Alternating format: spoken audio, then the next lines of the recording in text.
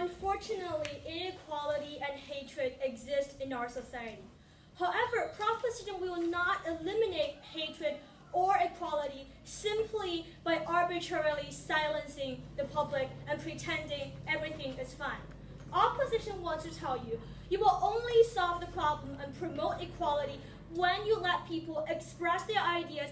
That's the moment when government know how to tackle specific problems using policies, and that's when people believe that their worries will be resolved under the existing democratic architecture. Proposition wants to prove to you the following two things throughout our speeches. Firstly, why freedom of speech is a fundamental part of democratic architecture. It's so important that we should never ever allow government to dictate on that.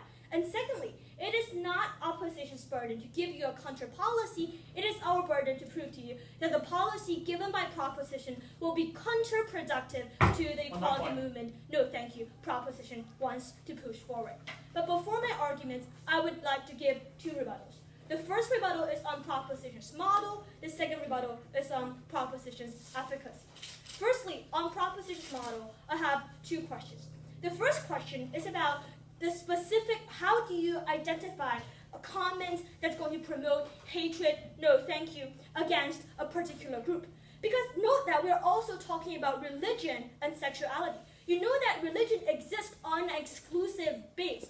Would proposition punish a Catholic, for example, for saying that homosexuality is a crime? Because that's fundamentally their religion and they have the freedom to believe that. Would proposition punish a Christian for saying that Allah, the God of Islam, does not exist? Because that's what fundamentally what a religious person believes.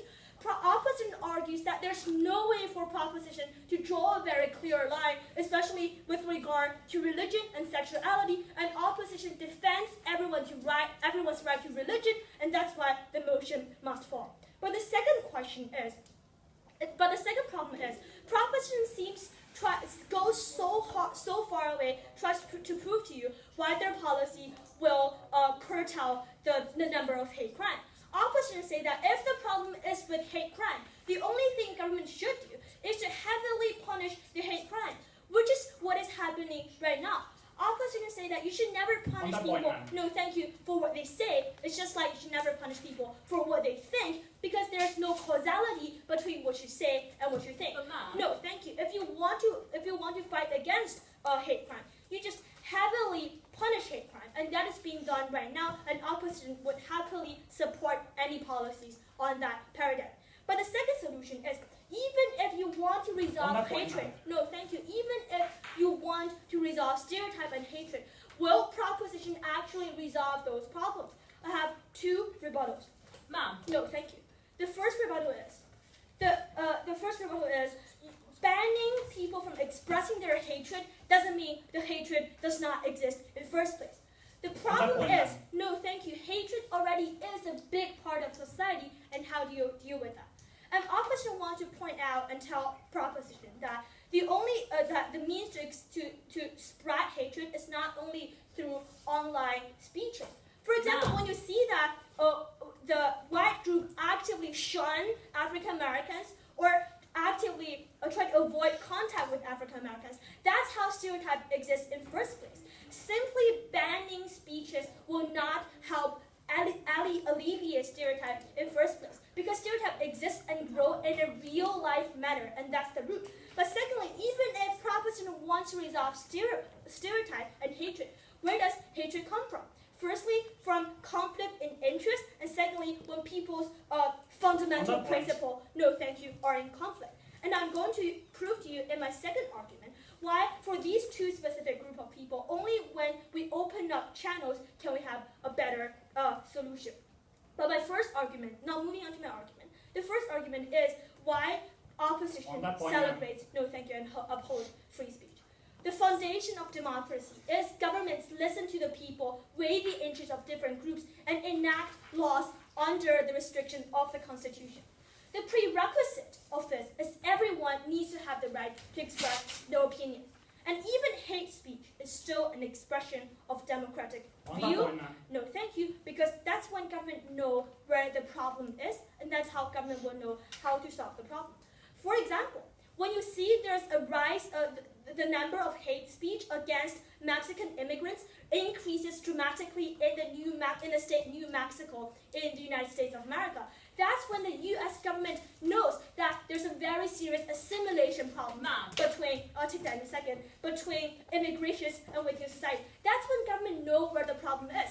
Another example is when the government see in the Black Lives Matter movement, the African Americans actually say that you should kill and shoot all white policemen. That's when government know there's something is wrong with the way that white policemen are enacting social justice. Yes? Why do thousands of Black Americans have to die for this conversation to happen when on our side you don't need to die. We ban hate crime. We ban hate crime. You do not need to die. When we heavily punish hate crime, we believe we reach the same goal. That point, man. No, thank you. That's why hate speech is still a very important block of the social democracy. Because under the proposition paradigm, you just arbitrarily silence the whole public. Government will not know what is happening, what is wrong, and that leads to a failed democracy. But what will people react to this failed democracy? That leads to my second argument, that you will escalate the hatred and radicalize people and push them to build up anti-establishment sentiment. As I have told you, no, thank you, in my rebuttal, the root of hatred comes in twofold. First of all, when there is a conflict in interest. Secondly, when people fundamentally disagree with each other, in the case of religion. Let's talk about, no, thank you, the second thing first. When people fundamentally disagree, what you should do is that you should let people know that both voices could legitimately survive in the society. It is illegitimate for you to shush one side and say that what you believe is fundamentally wrong. Because that's when you radicalize people. When people think that the whole society stands against them, that hatred grows from an anti-group hatred into an anti-society hatred. That's why people will go further away into, for example, Orlando shooting, because they think they don't have the freedom to express their hatred towards, for example, homosexual. But secondly, when people's interests are in conflict, only when you let people express their anxiety, their frustration, will government know how to solve the problem.